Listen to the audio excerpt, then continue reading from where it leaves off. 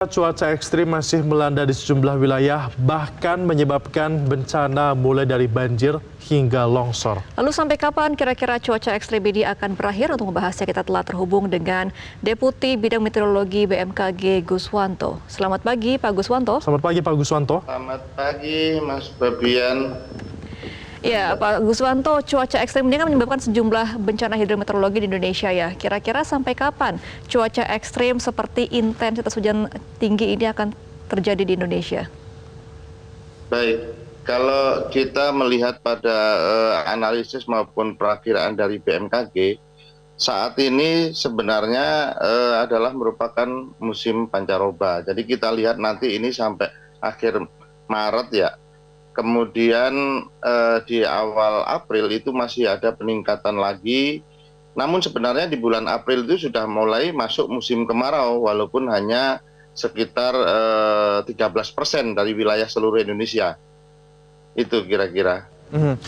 Baik, Pak Guswanto, yang menarik perhatian belakangan adalah dampak dari bencana hidrometeorologi adalah banjir di Demak yang sampai dengan saat ini volume airnya masih juga belum surut. Nah, untuk bencana ini apa yang menjadi penyebabnya, Pak Guswanto?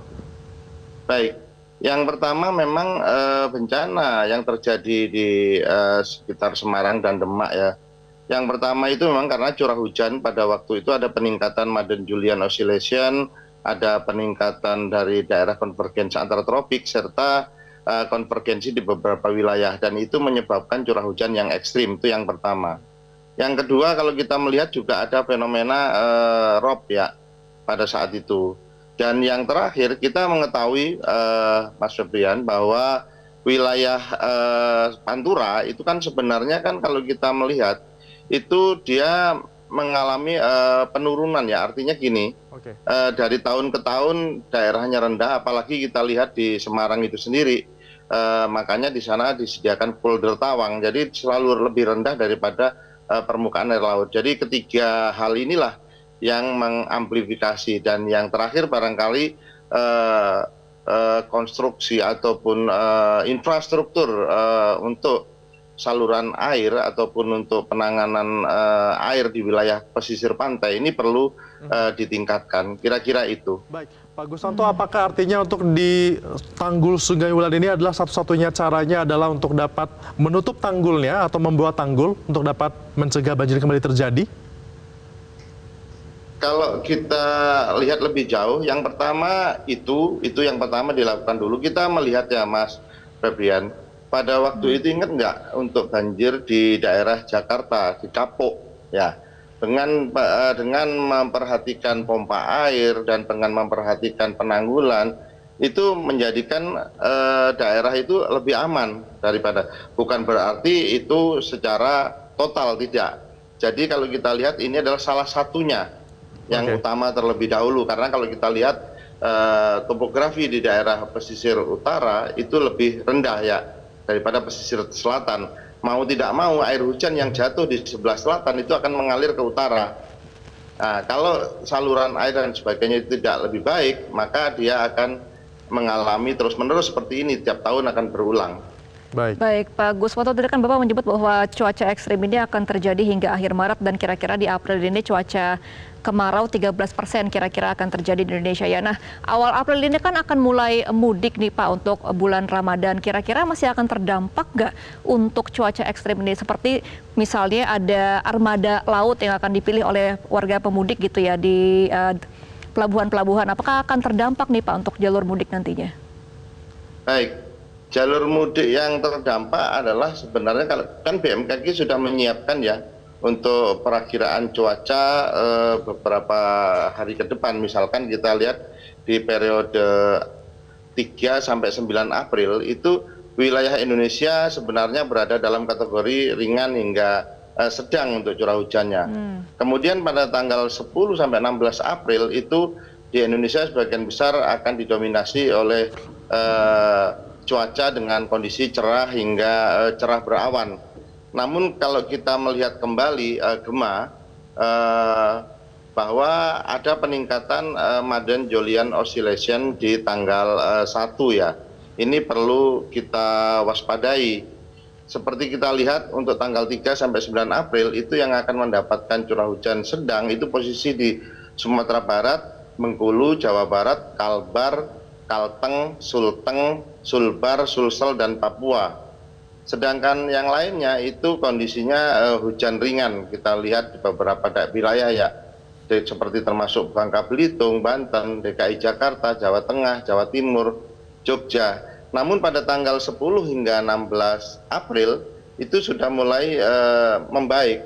Jadi kalau kita lihat hujan sedangnya hanya tinggal Kalimantan Barat dan Papua Barat ya. Ini karena masih fenomena MJO-nya masih berjalan, kemudian daerah konvergensi antar tropik ataupun gerak semu matahari itu masih berada di sekitar ekuator. Nanti 21 April baru dia udah keluar dari wilayah Indonesia atau di sebelah utara. Sedangkan untuk yang mengganggu kalau kita lihat, yang perlu kita waspadai adalah jalur darat di wilayah Pantura ya. Ini yang kita. Sedangkan kalau dari sisi tadi pelabuhan ataupun untuk angkutan di laut, sepertinya kalau kita lihat tinggi gelombang dari statistik rata-rata tinggi gelombang di bulan April itu tertingginya sekitar 2,5 meter, itu pun terjadi di Samudra Hindia sebelah selatan. Sedangkan di utara, di Pulau Jawa atau Laut Jawa itu relatif tenang.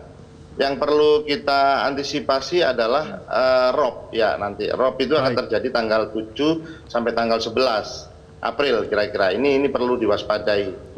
Sehingga barangkali pompa air dan lain sebagainya itu perlu disiagakan dengan baik sehingga tidak mengganggu rob yang akan masuk ke darat. Demikian. Baik, masih akan ada terjadi rob yang tinggi nampaknya ya Pak Guswanto. Pak Guswanto, apakah ada rekomendasi dari BMKG bagi warga yang ingin mudik, baik itu di jalur darat, laut maupun udara, Pak Guswanto?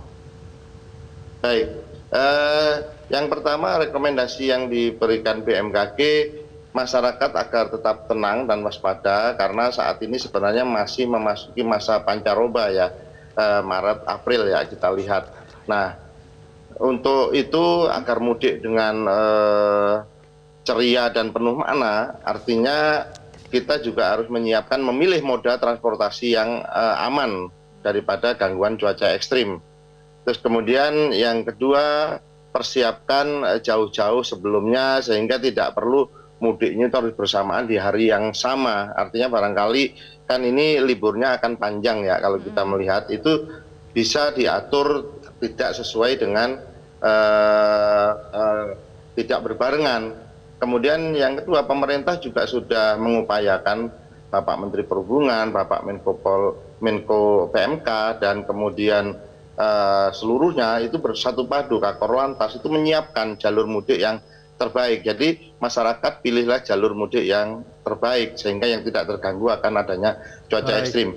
BMKG juga menyediakan informasi cuaca ekstrim untuk jalur mudik baik di laut, di darat maupun di udara. Untuk di darat bisa melakukan digital for traffic ya, weather digital for traffic ya, itu juga bisa dilihat ke depan. Bagi yang ini menjaga stamina, barangkali bagi yang mudik secara mandiri atau dengan kendaraan itu stamina tetap dijaga dan jangan lupa tetap memantau perkembangan cuaca. Baik, berarti memang imbauan untuk para pemudik nantinya adalah mencari waktu yang tepat dan juga mencari jalur yang tepat agar tidak terdampak dari cuaca ekstrim yang akan terjadi ataupun akan berkurang juga di awal bulan April ya Pak Guswanto. Terima kasih Pak Guswanto selaku Deputi Bidang Meteorologi BMKG sudah bergabung bersama kami. Selamat kembali beraktivitas Pak Guswanto. Terima kasih. Jelajahi cara baru mendapatkan informasi. Download Metro TV Extend sekarang.